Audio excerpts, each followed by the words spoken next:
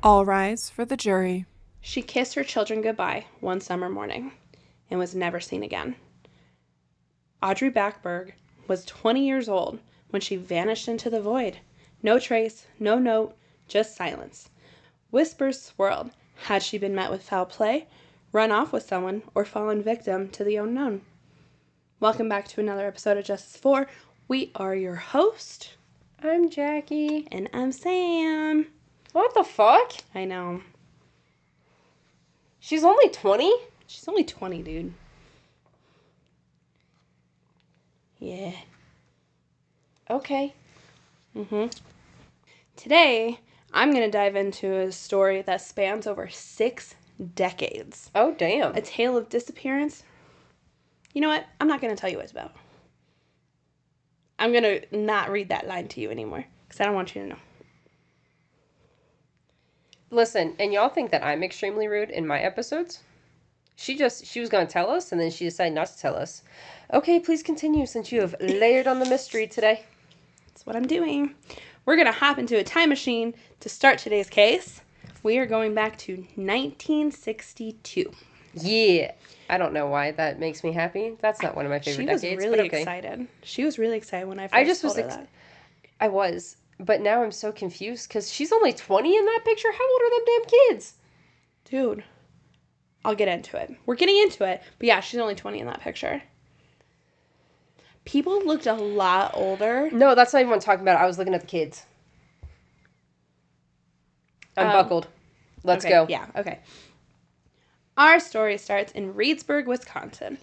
In the 1960s, the population was about 4,371 compared to the 10,190 in the 2023 census. Woo, growth. It honestly looks really gorgeous. There's waterfalls, grassy hills, farms, and an old-timey feel with their main street, which I showed them at least. It's cute. Yeah.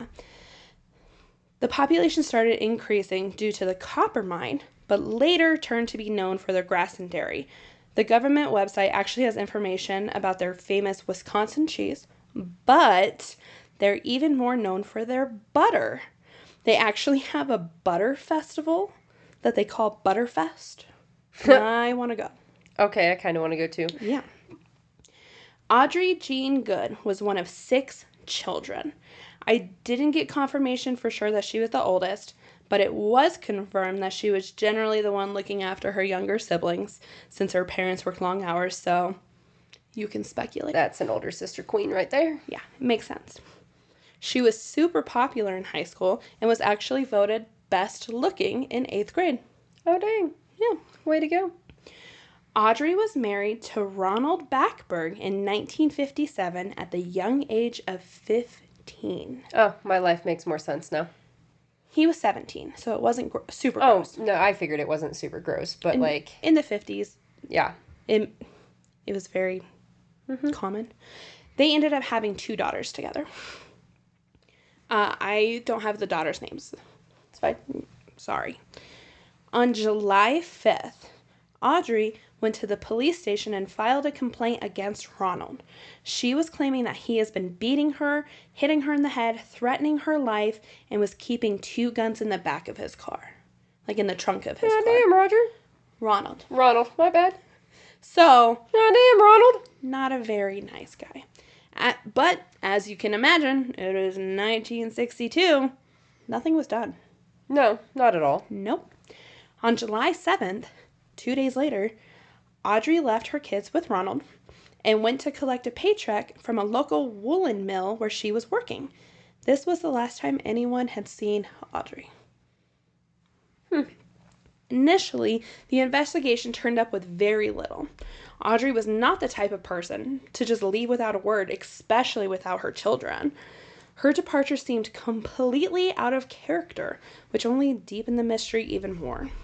As investigators began to retrace her steps, they learned that she left with the family babysitter, who was 14. It's also a female. We'll get into her in a second.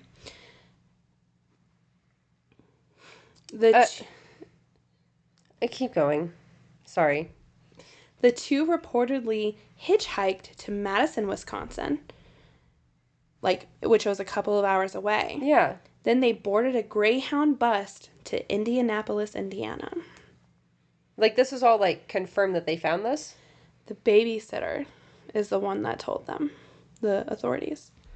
That she did all of this with? Mm-hmm. Okay. The babysitter later told authorities that once they arrived in Indianapolis, Audrey simply walked away and disappeared into a crowd. There was no further communication, no letters, no calls. It was as though she vanished into thin air. There was also an article that, if you're watching on YouTube, will be here. Good luck reading it. You can't. Basically, it was stating that she was meeting two men in Indianapolis, but we don't know exactly who gave that information, if it was actually accurate. I'm so many questions, but I'm going to wait. I'm getting to a discussion area. Give me 1 second. The family's 14-year-old babysitter, her name was Barbara, by the way. I should have stated that earlier. She stated that when Audrey went away, she decided to go turn herself in as a runaway. But Audrey told her she was never going to return. And then that's when she disappeared around a corner at the bus stop. Audrey's family could not fathom that she would just up and leave her children voluntarily. We're gonna discuss right now, and then I'll tell you. So, does Barbara end up dating Ronald? No. Not that I am. No. I can tell you that now. Okay. That's where my mind went to. I'm so confused as how Audrey walked away and Barbara decided to report herself as a runaway. Mm-hmm. And then Audrey said that she wasn't going to go back. And then she walked away. And then Barbara, Okay, so let me try to help you because you sound extra confused. They got to Indianapolis. Oh, no, I've got that. I'm just, the babysitter story needs to be a whole lot better than what it is.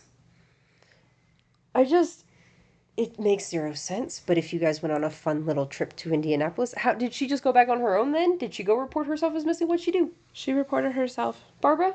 Yeah, as a runaway, and so they took her home. They just decided to go run away together and leave the... Okay. Yeah, I don't know. I will tell you now, just because I know you're going to ask, there was no further communications with Barbara on what happened. Okay. Nothing leading up to why they decided to do it. Just, they did it. And she came home. And Audrey left. That also could be, 1960s reporting and investigation and fair. so on and so forth. It just... What an odd thing to happen. Yeah. Do we find Ronald suspicious at all? Are we suspicious? Yes, Ronald is so freaking suspicious. It is not even funny how suspicious Ronald is. Mm-hmm. Yeah. So Ronald passed a polygraph at the time of her disappearance. Oh, polygraph in the 60s. I'm so impressed. I know. He also was very much heavily involved in contacting several people, inquiring about her whereabouts and so on and so forth. Why are you looking at me like that? Because just keep going. Ronald later remarried, and he passed away in 2006 at the age of 65. And also, from what I was reading, he had a son. Okay. But I will say his obituary didn't include his daughters in it. It was weird. I want to know what happened to them. Do they stay with him? The daughters? Yeah. From what I have read, yes. Okay. So she would have taken the daughters. I'd have been like, cool. She was trying to escape an abusive marriage and life, and that's what she did. But her and the babysitter just hitchhiking over to Indianapolis, and the babysitter reporting herself as a runaway and then coming home. That does not make sense to me. It's weird, right? Why wouldn't her and Ronald go and get her paycheck and the babysitter stay with the kids? I don't know. So the case went cold. Shocking. Audrey's family endured the agony of not knowing. Her children grew up wondering what happened to their mother. Has she been met with foul play? Has she, How old were the decided? kids when she went missing? So she was 20 when she went missing. They were together for 5 years. I don't have an exact age. Interesting. I was just curious because I want to know how old they are because kids, like, around 5, 6, like, they are way more observant and pick up on way more than what you think. So I just didn't know if they saw anything weird, heard anything weird. I do want to put this out there because there was something I read that the kids stated they were not old enough to remember if their dad was there with them or not when their mom walked away. Okay. Very valid. So, Just curious. yeah, I don't know. So that's where I got from 1962. We're going to fast forward. Hop back in our time machine. Okay. Fast forward to 2025. Damn. Okay. Detective Isaac Hansen decided to revisit the dusty case file. Something about Audrey's disappearance tugged at him. Maybe it was the sheer lack of resolution or the knowledge that for some families, closure remains out of reach. Detective Hansen meticulously reviewed the original reports, chased down every fading lead, well, surviving leads anyway, and reached out to a few remaining witnesses. But the real breakthrough came not from boots on the ground detective work, but from a surprising source. Ancestry.com. No shit. A DNA match connected to Audrey's sister popped up in the system. And with it, a new trail began to emerge, a breadcrumb path, decades in the making, slowly pointed towards an elderly woman living quietly in another state. No shit. That woman, as it turned out, was Audrey Backeberg. She was 82 years old, living under a new name and a carefully constructed new life. Yeah. Did she have more kids? Yeah, she did. See, that part was going to be intriguing for me. She had more kids, and she had a new husband. I mean, that's fine, but I just... It's Fuck so, the husband. No, it's just so rare that when you... For women to leave the kids in an abusive situation and to save themselves, that's why I was like... I could see her, like, not having... Like, maybe she really wasn't that attached or, like... I mean, she was also 15 when she had a baby, so, there's a whole bunch there. But no, that was... Okay, keep going. Well, I wouldn't say we've met, but we've discussed people who have had babies at the age of 15 and are so, like, deeply connected as a mother to this child. Yeah. That they couldn't imagine leaving him. I don't know. Detective Hansen reached out to this woman. What followed was a 45-minute phone conversation that changed everything. Audrey did confirm her identity. She had left Reedsburg on her own volition. She hadn't been taken. There had been no crime, just a decision, a profoundly personal one, to step away from a life that for reasons she didn't fully share, she just said she no longer felt safe or survivable. But why? Why would a young mother walk away from her children, her community, her entire identity? Detective Hansen offered a theory, one rooted in the subtleties of their conversation. He believes Audrey may have been trying to escape an abusive relationship. That visit to the police just 48 hours before she disappeared wasn't a coincidence. It was a cry for help. Okay. One that likely went unanswered. When she chose not to go into full detail, she made it clear that the choice to disappear was made in the name of self-preservation, of survival. Damn. In 1962, a woman had few options, few rights, limited paths to freedom. In that context, Audrey's disappearance begins to feel a little less like abandonment and more like an act of quiet resistance. Audrey built a life on her own terms. She expressed no regrets. She chose to remain out of the public eye, and that decision is being honored right now. She declined interviews and opted not to share her story publicly, but even in silence, her story speaks volumes. Her family, after all these years, finally has answers. Well, an answer, at least. Some were overjoyed simply to know she was alive. Others found themselves struggling with the weight of her absence. But across that wide spectrum of emotion, there's something sacred in the truth.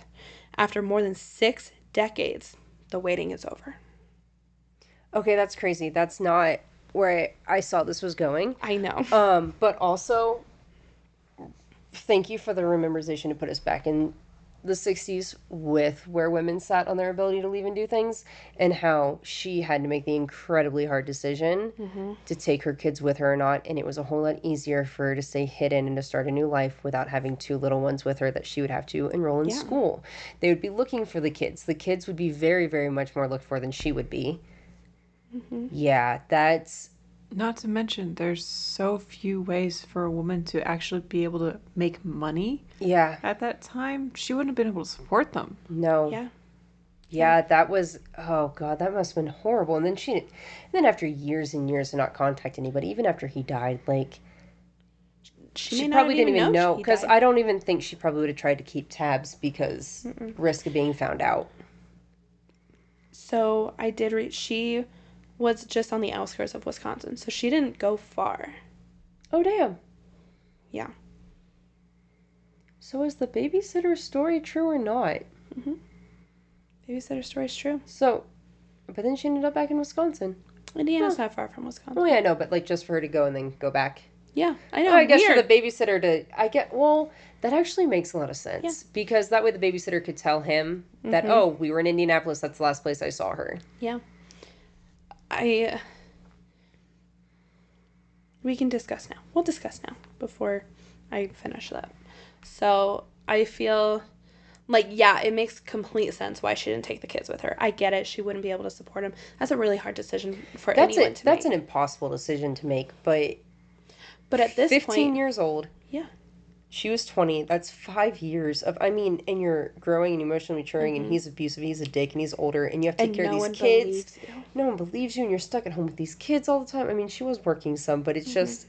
And with that, though, if she felt comfortable enough to leave the kids with them, he was probably only abusive to her. That's just my thought, too. That was, and that was also my thought, but I also have the feeling that she couldn't let that be... I would say agree that the abuse was more on her, which there's a chance it would switch to the kids, but that's a hell of a choice to make. Yeah. Yeah. That's a horrible choice to have to be in. Like, yeah, we absolutely understand her side of it. But if I was one of those kids, I would be livid. Yeah. I would be so hurt. Yeah. And I also see some of the siblings that are like, on a sister standpoint, like, I'm so happy you're alive, but bitch, you couldn't have called me? Yeah. Yeah. And the thing is, though, she may have reached out to them. We don't know. They may have known, and then they just kept it that way. But I also feel like after he died, that maybe we would have... Maybe she didn't commit a crime or anything, you know? I don't know, maybe they thought at that point it was better to just leave it as it was. Maybe. Yeah. I mean, he was young, too. He was only 22 when she disappeared. Like, that's fucking young. It is. Yeah. Now, as people try to say, like, oh, that's an adult. You're fucking young. No, your brain's not developed. Like, it's just so crazy. It is.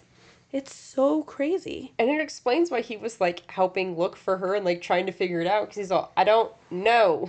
Yeah. Yeah. Oh, man. That man spent 6 years thinking... And the thing is, like, we also don't know how frequently was he looked at, like, what were you doing? What did you do to your wife? Yeah, regardless of the polygraph. There was an underlying theme in that community that he killed his wife. I guarantee, especially in a small-ass town like that. Hell yeah. Oh, yeah. So, like, I have very mixed emotions about this. It's so crazy. Like, I mean, I understand every side of this. Yeah. Except for you, Ronald. We don't understand you being an abusive, weird asshole. Except for the abusive part. Yeah. We don't condone. I kind of get a little bit of the after part of, like, I'm happy you moved on. You continued living your life. Hopefully you weren't an abusive asshole anymore, but it doesn't matter because you died already. But, like, I couldn't... And he died almost 20 years... Yeah, almost 20 years ago at this point. Yeah. He doesn't even fucking know. He died believing she was probably dead. What an interesting story case I thing. What an know. interesting. I know. Oh, I thought this it would is change it up a little. intriguing. Change it Yeah. up a little bit. The case of Audrey Backeberg is extraordinary, not because it involves crime or scandal, but because it doesn't. Yeah. It's a story of quiet reinvention. A woman reclaiming her life in a world that gave her few choices. It's a testament to the persistence of investigators, to the power of modern tools, and to the resilience of families who never stopped hoping. Do you have anything further to discuss? I have nothing further. This was fun. This was intriguing. This was interesting. This was educational. When I came across it and was like, she's been missing for 60 years and she's fucking alive and well. Just over there living her life. Just living her Shit life. you can't do nowadays with all the social media and the cameras. Try to do this now. Try to do this now. Try to vanish. Ask Kimberly Singler how it worked out. Jesus Christ. Sorry. But she's 82 now. Yeah, that's crazy. She has She a went whole on life. 20 years old. She, like, lived a whole life. She grandma. She probably a great-grandma. Yeah, probably. That is crazy. Yes. Listen, I know that her little nail lady is sitting there and, saw this story bust open or something like that and just looked at her going, for years, ma'am. If you were to Google her name also, you will see multiple articles on her. And I don't generally have respect for journalists in like cases like this. Every single one of them is respecting I love this. that she wants to remain anonymous and she wants to continue on with her life. I love this. Yeah. Because we don't have her new name. No, No. we do not. I have to be honest though. A part of me really hopes that she writes a little memoir.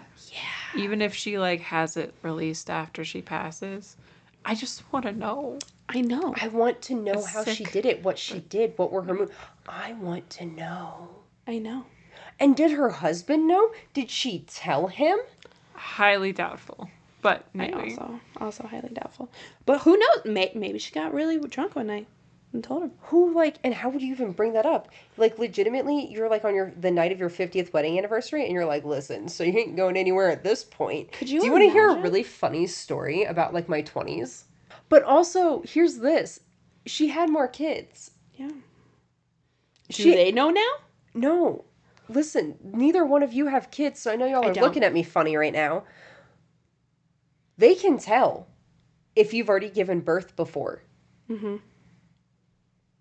So did we lie and say we've never given birth to children? Were we, there was some doctor out there questioning things? Maybe. Actually, women weren't paid that much attention to in the 60s and 70s, probably not. Yeah. We don't. Who knows? That's so crazy. It's so crazy. I want to know. I know. I want to know about, hey, if you listen to podcast episodes about you and your life, or anybody who knows her, memoir, convince her to write a memoir to release after. Yeah. I want to know how she did it. I know. I'm genuinely curious. I want to know how she did it. Where did she go? Where did she work? Where did she stay at first? How did she decide? When did she come back to Wisconsin? How long was she in Indiana? I want to know. My other thing is also Detective Hansen. What do you know? Yeah. Also, how were you only talking to her for 45 minutes and you were fine? What? There's no way that we would be able to talk to someone who did this for 45 minutes and be like, all right, great. Have a great fucking life. Bye. Hey, Detective Hansen. Yeah. I don't know if you've ever been on a podcast before, but we have a seat right here for you. I'll move my foot just for you. We even have a mic and everything, and we would love to talk to you. Yeah. I'm so confused. I have so many questions. I just want to know. Think about all of her siblings. I want to know what she did. What kind of job did you have? Where did you live? Were you nice suburban life? What was your backstory? And on top of it, does that mean she actually did a Ancestry.com also? No, Well, it was her. probably Do they one just of her. find? It was probably a sibling. It was her sister. Her sister. It was probably one of her new kid or somebody. Maybe that makes a lot of sense, actually. Yeah, that it was kind of probably connection. one Because of I it. wouldn't. makes She a lot of didn't do an sense. ancestry There's DNA. no There's no way she would do one. Not at all. Probably her kid or a grandchild or something. Yeah, because she didn't link up on there. Her sister linked too. So I guarantee none of her kids probably did it either. It would have had to be one of her new kids. I mean, like, her kids wouldn't have known. Like, if she didn't Yeah. tell her kids, or otherwise they probably wouldn't have. You know how you see those Reddit posts or like TikToks about how grandma or mom or somebody in the family is very adamant about not taking the DNA test Mm-hmm. and no one can figure out why? I'm always the person that comments going, take it. Take it. Do it. Do it. There's a family secret in there somewhere. Do it. Do it. I have a new like tagline for Ancestry DNA. Do it. Ancestry DNA.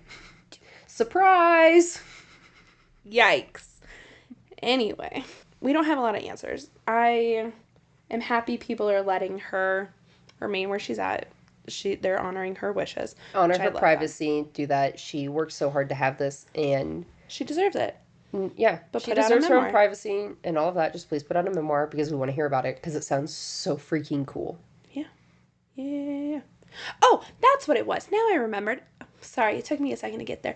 She was on NamUs. She was in the Charlie Project. They had her missing profile out there for so long, for 62 years. She's like, there's still a few of them that haven't been updated, but literally the day the article dropped of her being alive and well, she was off of NamUs like that.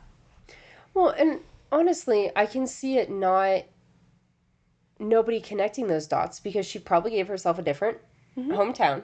Mm-hmm. She gave something about her family, probably being an only child. Her parents died. I mean, just these are the easiest things you can't background fact check. You know what I mean? Especially in the 60s. Yeah. And who's going to look at that anyway? And I know how she did it easily, but I want to know. Like, Yeah. what? Because people could have been like, oh, this looks just like you. Oh, wow, that's really weird. That looks a lot like me, but I don't know anybody with the last name of that. It would be so simple to change a hair color and look Especially- completely different. Oh my gosh, she had short hair, didn't she? Yeah. All she had to do was Grow grow your her hair out. Dye it a little bit. Grow her hair out and dye it. Yeah. Get her when you have short hair like that, you just get it to your shoulders or longer, you're a whole new person. It's true. Glasses, change up the glasses. Get different person. contacts. 60s, babe. Did they even did they? I don't know. Regardless, like, and the other thing is, like, people may not have been coming up to her, hey, is this you?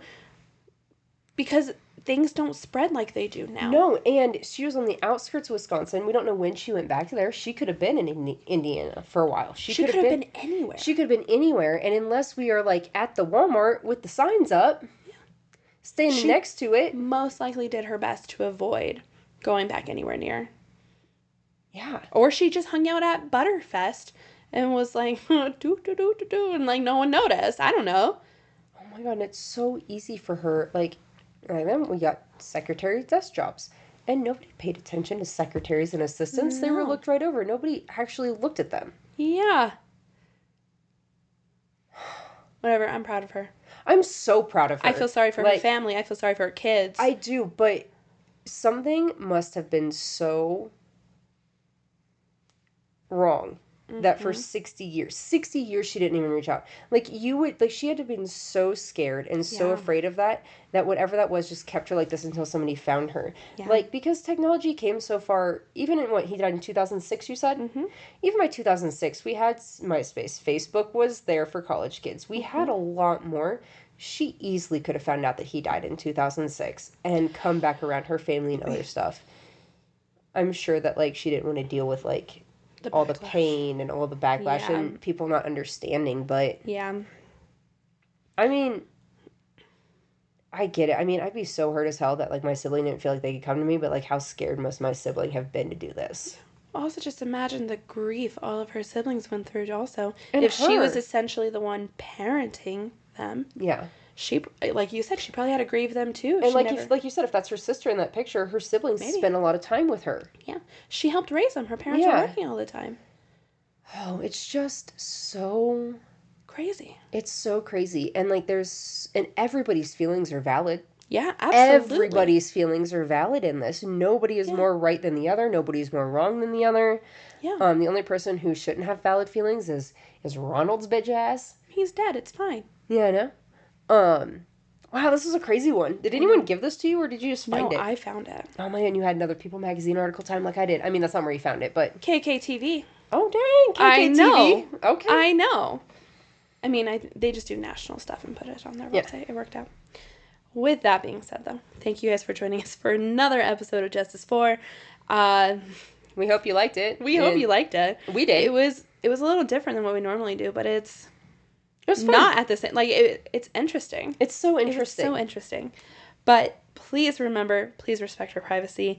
Respect everyone's privacy. Don't be weird. Thank you. Don't be weird, please. Like, I know that's so weird coming from us as we sit here and literally give you every detail about people's lives, but they're in court documents. It's in the public. It's fine. Yeah. We just don't go knock on their door. Yes. Audrey's story reminds us that sometimes the answers we seek are not rooted in scandal and crime, but in survival, in silence, in the quiet, heartbreaking choices that people make when the world offers them no safe way out. If her story moved you at all, if it reminded you of the strength it takes to walk away or the courage it takes to start over, we'd be grateful if you would share this episode, subscribe, leave a review, help us continue bringing light to the stories that deserve to be heard. So follow us everywhere. Facebook, TikTok, Instagram. We're everywhere, man. Everywhere. Spotify, Apple, YouTube. All the places. Please leave us a review. It really helps us out a lot. Please. And we love to read them. You guys are so sweet. We do. We miss it. I love all the comments.